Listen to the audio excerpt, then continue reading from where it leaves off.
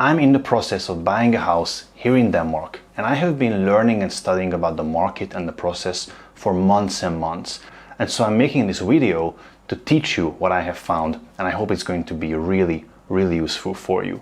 It's going to be useful for you if you are Danish, but even more so if you are international, because there are special rules that apply to us. This video is going to be somewhat longer than the usual ones, so I have time coded the certain chapters for you so you can jump to whichever is more interesting to you. So without further ado, let's get straight into it. Now, there's a huge difference between housing prices in Denmark in the big cities, mainly Copenhagen and Aarhus, and smaller towns in Jutland, for example, or Jylland. I find that in medium-sized towns in Jylland, it's very affordable to look for houses, while in the big cities, it's also much less affordable. A lot of people look at this as investment and choose to buy the biggest house that they can afford to pay a mortgage on, hoping that the house value will go up and that this way they can come up with return on their investment. But I feel like that's a risky investment, because what if home prices won't go up and would lose value? Then it would be really bad to do that. A house should be affordable and shouldn't take up most of your money. So that's one of the reasons why we picked Jylland, and I think it was a good decision. We also have to understand how the mortgage system works in Denmark. When you buy a house in Denmark, it is the absolute requirement that you come up with 5% of the house's value as your own savings plus expenses. Now, the other 95% of the house's value is comprised of two separate loans. One is called the Real Credit loan, and this covers up to 80% of the property's value. This has a relatively low interest because this is backed by the Danish state. The mortgage loans in Denmark are generally affordable. Today, in May 25, we are looking at 4% as the interest rate for the big loan. There's also a smaller loan, also called the bank loan, which can cover up to 15% of the house's value.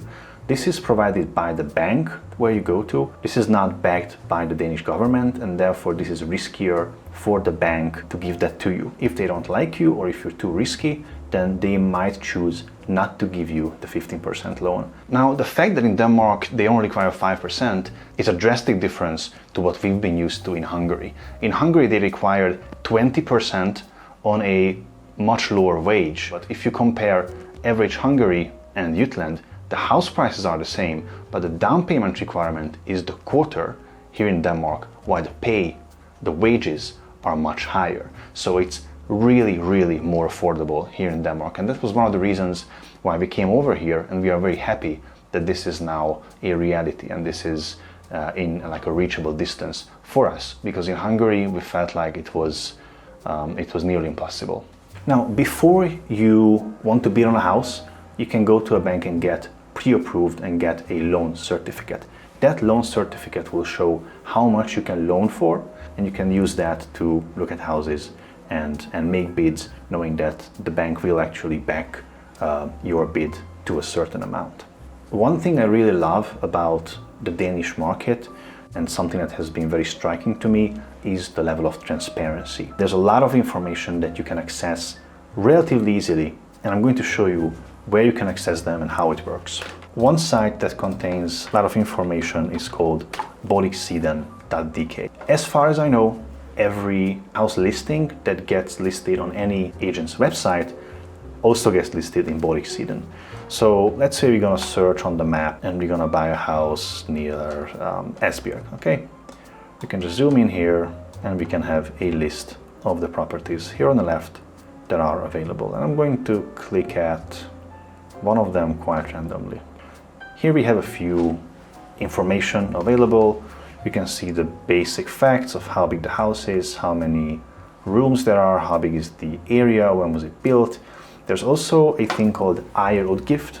That is the expected ownership expenses. That includes the expected insurance cost for the house. It includes the homeowners association cost. It also includes the property tax value for the house. You can also see here called öffentlich Vurdering. That's the official evaluation of the house's value. by SCAT, the tax agency. This is the basis at which the property tax gets paid. So it doesn't get paid based on how much you pay for the house, it gets paid on how much they think the house is actually worth. You can also see a lot of details here. For example, this thing has a roof made of metal, not made of asbestos, which is a great thing. Now, another great thing you can see scrolling down here is the sales history. You can see that this house was built in 54 and then it was sold in 2004 for 1,190,000 crowns in 2004.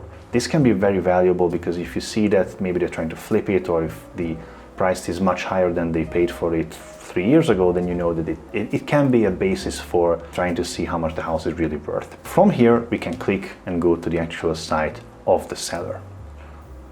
This one is sold by the agency Home, but there are many other agencies. There's Nybolig, there's Danbolig. Usually the big banks also have a real estate agency that they work with, like it's their sister company, like they own it.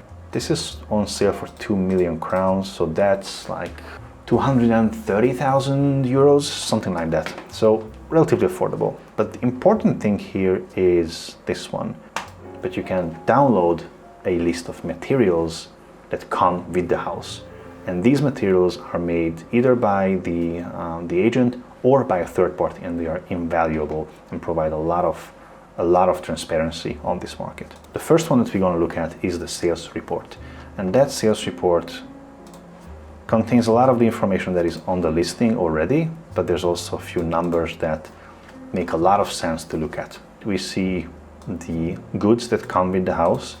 Usually everything that's bolted down comes with the house. That includes the boiler, fridge, the oven, the cooktop, things like that. The washing machine is up for discussion a lot of times. You can also see here how much it is expected to cost to heat the apartment. But we also see here a lot of times a remark about how much the owner actually paid for heating the house. And in this case, there's a big difference. The owner paid 16,000, while the official estimation is 27,000. So it's a great idea to look at it. It's a really good starting point. You can also see here a breakdown of the ownership costs. You can also see here how much the change of ownership insurance is expected to cost, or half of that. So, and also how much tinglysningsavgift is going to cost. And those are two really important expenses when buying a house. By law, the seller should provide warranty when selling the house. They can avoid that if they provide two reports. One is the condition report and the other one is the electrical condition report. Based on these two, they can get an offer from an insurance company to provide what is known as the change of ownership insurance. And that will take over the warranty from the seller and protect the buyer in case the buyer, after buying the home, will find some hidden issues with the home. The insurance would pay for that. It is by law that if the seller wants to get rid of this 10-year warranty, then they have to come up with a quote, and they also have to offer to pay half of that change of ownership insurance. And this is what we can see here, and this is what we can see how much it's going to cost. Tinglysningsavgift is another expense which is paid by the buyer, and this is paid to the state. Now, just to make things more complicated, when they say tinglysningsavgift, they could mean two separate things. One thing is a one-time tax that you pay to the state, and that is a certain base fee plus 0.6% of the property's value. And that is what is included in the sales report. There's another thing also called tinglysningsavgift, and that's what the bank has to pay to the state in order to register in their registry their right of mortgage. Meaning that if you don't pay your mortgage, then they have the right to take ownership of the house. And that is also called tinglysningsavgift.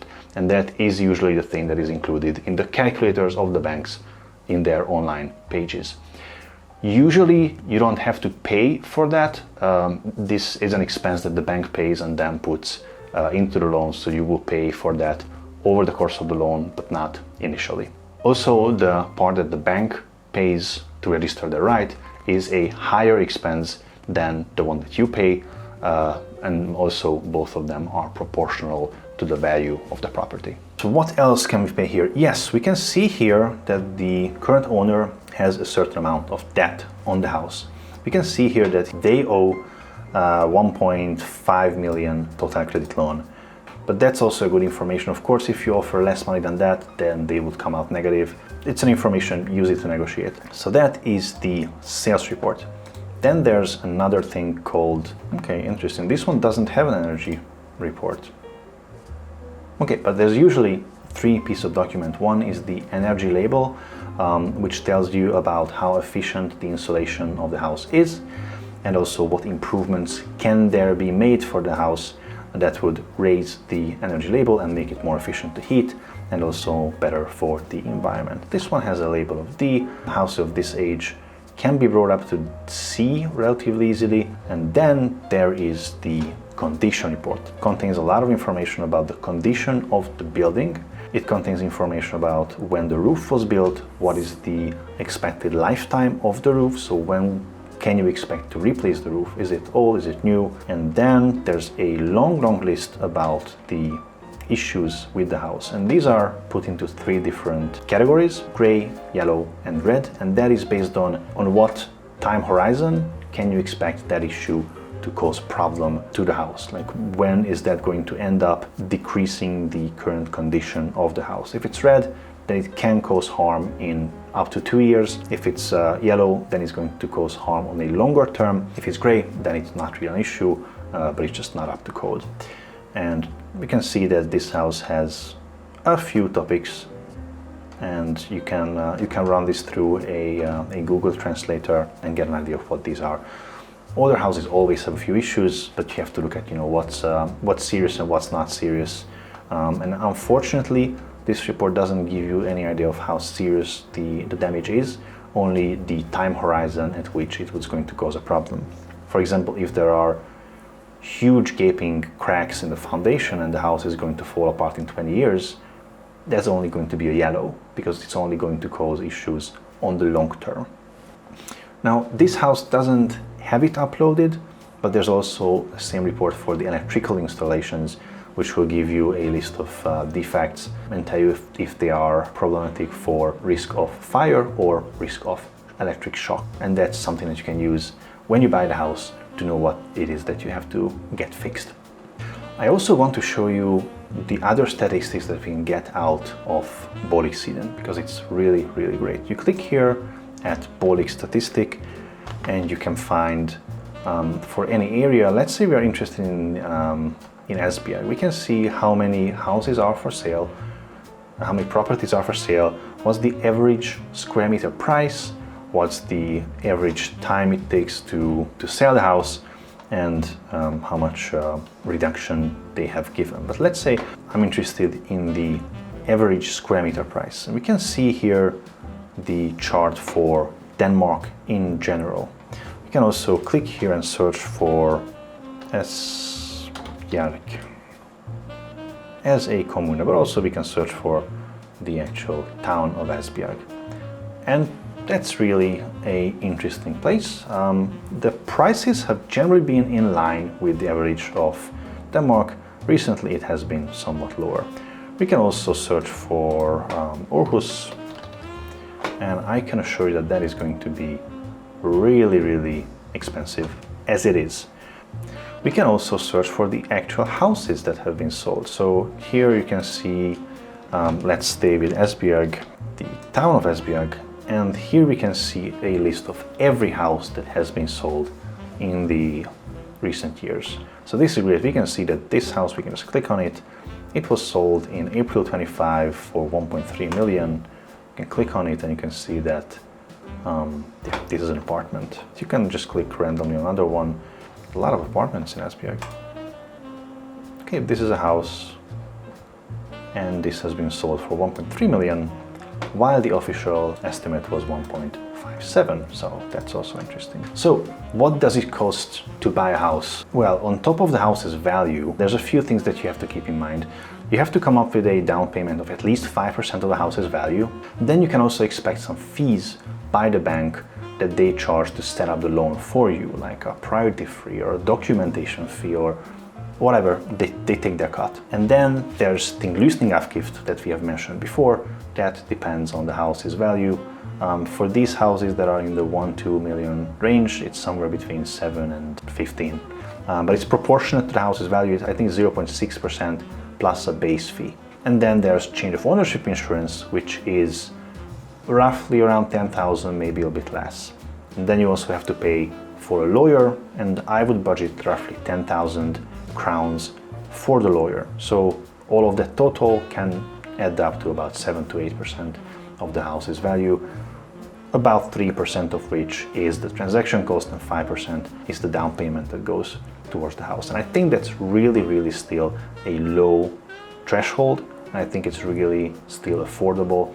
And that's also why I see a lot of people in Denmark become homeowners at a really young age.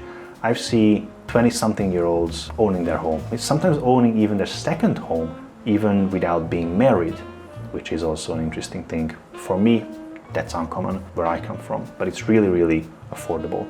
Now there's a big elephant in the room called the 5-year rule. That is relevant because it limits your ability as a foreigner to buy a house in Denmark. And it depends on whether you are EU citizen or if you're not an EU citizen. If you're an EU citizen, then by EU law, they cannot stop you from buying a house for your primary residence in an EU country as long as you have employment in an EU country, as long as you are legally staying in that country, of course. But if you decide to leave Denmark before having lived here for 5 years, then you will probably have to sell your house within 6 months. Because of this 5-year rule, a lot of banks will be hesitant to give you the best loans because they see risk in you if you are an EU citizen or a foreigner. If you're not even an EU citizen and you come from a third country, then you actually have to get permission from the Danish state if you want to buy a house. A lot of people have been given this permission provided that they live here and they work here and they want to buy a house for themselves, but it's another layer of complexity that you have to go through. If you want to see how we succeed in that, and if we succeed, then you will have to come back for the next video, because this is what's going to be on our minds moving forward. If you like this video, please do give me a like, and if you want to hear more like this, then feel free to follow this channel. I thank you for joining me tonight, and I will see you in the next video.